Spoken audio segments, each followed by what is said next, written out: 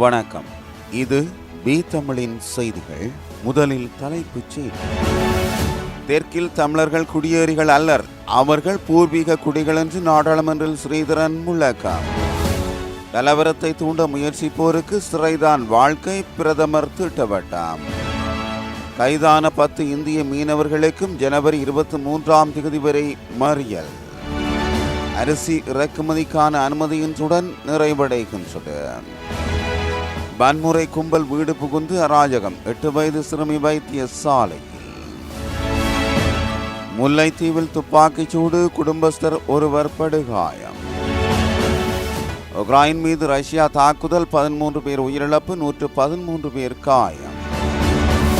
Loss Angeles பகுதியின் 6 பிராந்தியங்களில் காட்டு தீ. இது பி தமிழின் செய்திகள். இனி விரிவான செய்திகள். தேசிய மக்கள் சக்தி முதலில் தமது தரப்பினருக்கு வரலாற்றை கற்றுக் கொடுக்க வேண்டும். புத்தளம், சிலாபம் மற்றும் நீர்கொழும்பு ஆகிய பகுதிகளில் தமிழர்கள் பூர்வீக குடிகளாகவே வாழ்ந்தனர். அதேபோல் கொழும்பு, கருவாத்தோட்டம், கொள்ளுப்பிட்டி ஆகிய பகுதிகளில் தமிழர்கள் பூர்வீக குடிகளாகவே வாழ்ந்தனர். பிற்பட்ட காலத்தில் நீர்கொழும்பு பகுதியில் வாழ்ந்த தமிழர்கள் சிங்களவர்களாக மாற்றம் பெற்றார்கள். இதுதான் உண்மை. இவ்வாறு இலங்கை தமிழரசு கட்சியின் யாழ்ப்பாணம் கிளிநொச்சி மாவட்ட நாடாளுமன்ற உறுப்பினர் சிவஞானம் ஸ்ரீதரன் தெரிவித்தார். நாடாளுமன்றத்தில் நேற்று வியாழக்கிழமை நடைபெற்ற பொருட்களின் விலையேற்றம் தட்டுப்பாடு தொடர்பான சபை ஒத்திவைப்பு வேளை பிரேரணை மீதான விவாதத்தில் உரையாற்றுகையிலேயே மேற்கண்டவாறு தெரிவித்த அவர், ஏழ்மை நிலையில் உள்ளவர்களுக்கான நலன்புரி திட்டங்கள் மீள் பரிசீலனை செய்யப்பட வேண்டும். தகுதி வாய்ந்த தரப்பினருக்கு நலன்புரி கொடுப்பனவுகள் கிடைப்பதில்லை. கிளிநொச்சி மாவட்டம் உட்பட பெரும்பாலான மாவட்டங்களில் இவ்வாறான நிலையே காணப்படுகிறது. இதனால் நலன்புரி கொடுப்பனவை பெற்றுக்கொள்ள தகுதியுள்ளவர்கள் நெருக்கடிக்கு உள்ளாகியுள்ளார்கள். நலன்புரி கொடுப்பனவை பெற்றுக்கொள்வதற்கு தகுதியற்றவர்களாக உள்ள செல்வந்தர்களுக்கு கொடுப்பனவுகள் கிடைக்கப் பெறுகின்றன. ஆகவே நலன்புரி திட்டம் மறுபரிசீலனை செய்யப்பட்டு தகுதி உள்ளவர்களுக்கு நிவாரண கொடுப்பனவுகள் வழங்கப்பட வேண்டும். பெருந்தோட்ட மக்களின் சம்பள விவகாரத்துக்காக மனோ கணேசன் தலைமையிலான தமிழ் முற்போக்கு கூட்டணி எடுக்கும் நடவடிக்கைகளுக்கு முழுமையான ஒத்துழைப்பு வழங்குவோம். மலையக மக்களின் வாழ்க்கை என்றும் பாதிக்கப்பட்டதாக காணப்படுகின்றது. உலக வரைபடத்தில் இன்றும் லயன் அறைகளில் வாழும் மக்கள் சமூகமாகவே மலையக சகோதரர்கள் உள்ளார்கள். 100 தொடக்கம் 200 மீட்டர் லயன் அறை தொகுதியில் தார்பூசிய தகர கூரைகளினால் அமைக்கப்பட்ட அறைகளில்தான் இன்றும் மலையக மக்கள் உரிய அடிப்படை வசதிகள் இல்லாத நிலையில் வாழ்கின்றார்கள். சர்வதேசத்தின் ஒத்துழைப்பை பெற்றுக்கொண்டு இந்த மக்களுக்கு தரமான சொந்த வீடுகளை நிர்மாணித்து கொடுத்தால் இந்த அரசு வரலாற்றில் இடம் பிடிக்கும். இந்த மக்களுக்காக எடுக்கும் திட்டங்களுக்கு முழுமையான ஒத்துழைப்பு வழங்குவோம் என்று அவர் மேலும் தெரிவித்துள்ளார். இலங்கையில் இனிமேல் இனமத அவமதிப்புகளுக்கு, வன்முறைகளுக்கு, கலவரங்களுக்கு இடமே இல்லை. இவ்வாறு பிரதமர் கரணி அமரசூரிய தெரிவித்தார். இங்கு இனமத வன்முறைகளை, கலவரங்களை மீண்டும் தூண்ட முயல்வோர் தொடர்ந்து சிறையில் அடைக்கப்படுவார்கள் என்றும் அவர் எச்சரிக்கை விடுத்தார். எவராக இருந்தாலும் குற்றமிழைத்தவர்கள் சட்டத்தின் பிரகாரம் தண்டிக்கப்படுவார்கள் என்றும் அவர் குறிப்பிட்டார். அப்படியானவர்களுக்கு நீதிமன்றம் வழங்கும் தண்டனையை தேசிய மக்கள் சக்தி அரசு வரவேற்கும் என்றும் அவர் மேலும் தெரிவித்தார்.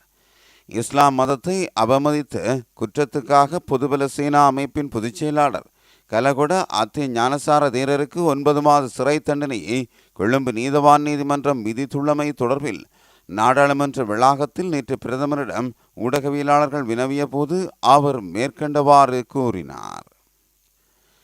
இலங்கை கடற்பரப்பினுள் அத்துமீறி நுழைந்த மீன்பிடி நடவடிக்கையில் ஈடுபட்ட வேளை கைது செய்யப்பட்ட 10 இந்திய மீனவர்களையும் எதிர்வரும் 23 வரை விளக்கமறியலில் வைக்குமாறு ஊர்காவல்துறை நீதவான் நீதிமன்றம் உத்தரவிட்டது. இலங்கை கடற்படை மற்றும் கடலோர காவல் படையினர் நேற்று முன்தினமிரவு யாழ்ப்பாணம் காரைநகர் கோவளம் கலங்கரை விளக்கத்தில் நடத்திய விசேட சுற்று நடவடிக்கையின் போது இலங்கை கடற்பரப்பில் அத்துமீறி நுழைந்த இந்திய மீன்பிடி படகை கைப்பற்றியதுடன் 10 இந்திய மீனவர்களையும் கைது செய்தனர். கைதான மீனவர்கள் மேலதிக சட்ட நடவடிக்கைக்காக யாழ் கடற்றொழில் நீரியல் வள திணைக்களத்தினரிடம் ஒப்படைக்கப்பட்ட பின்னர் ஊர்காவல்துறை நீதவான் நீதிமன்றத்தில் நேற்று பிற்பகல் ஆஜர்படுத்தப்பட்டனர். இதன்போது அவர்கள் அனைவரையும் எதிர்வரும் 23ஆம் தேதி வரை விளக்கமறியலில் வைக்குமாறு ஊர்காவல்துறை நீதிமன்ற பதில் நீதவான் நளினி சுபாஸ்கரன் உத்தரவிட்டார். நாட்டில் நிலவும் அரிசி தட்டுப்பாட்டை நிவர்த்திக்கும் வகையில் அரிசி இறக்குமதிக்காக அரசாங்கத்தினால் வழங்கப்பட்ட அனுமதி இன்றுடன் நிறைவடைய உள்ளது. அரிசி தட்டுப்பாட்டை நிவர்த்தி செய்யும் வகையில் அரிசி இறக்குமதிக்காக கடந்த செப்டம்பர் மாதம் 4ஆம் தேதி முதல் 20ஆம் தேதி வரை கால அவகாசம் வழங்கியிருந்தது. இந்த நிலையில் அரசாங்கத்தினால் அரிசி இறக்குமதிக்காக வழங்கப்பட்ட கால அவகாசம் போதாமையினால் இன்று வரை அரிசி இறக்குமதி செய்வதற்கு அனுமதி வழங்கப்பட்டது. இதன்படி நேற்று முன்தினம் மாத்திரம் 1,15,000 மெட்ரிக் டன் அரிசி விடுவிக்கப்பட்டுள்ளதாக இலங்கை சுங்கம் தெரிவித்துள்ளது.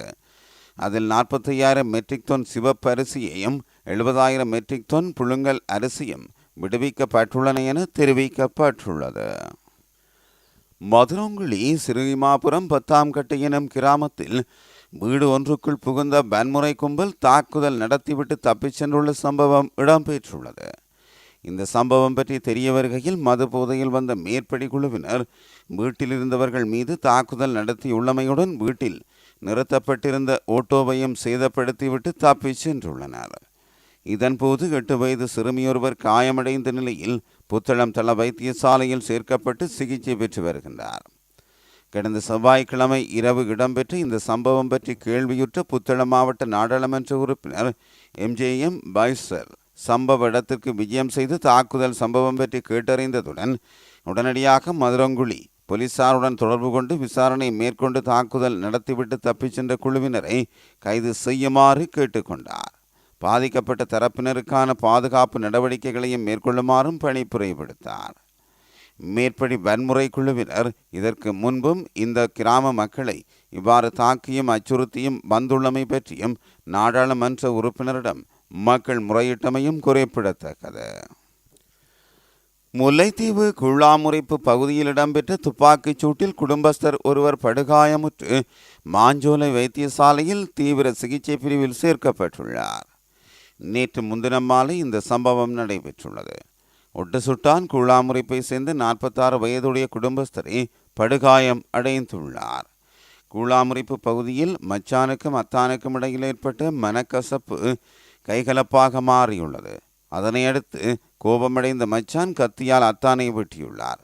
அது பலனளிக்காத நிலையில் காட்டுக்குள் சென்று 2 இடியன் துப்பாக்கிகளை எடுத்து வந்து அத்தானை நோக்கி அவர் சுட்டுள்ளார். இதன்போது படுகாயமடைந்த அத்தான் மாஞ்சோலை வைத்தியசாலையில் சேர்க்கப்பட்டு சிகிச்சை பெற்று வருகின்றார். இந்த சம்பவத்துடன் தொடர்புடைய 24 வயதுடைய சந்தேக நபர் தலை மறைவாகியுள்ளார்.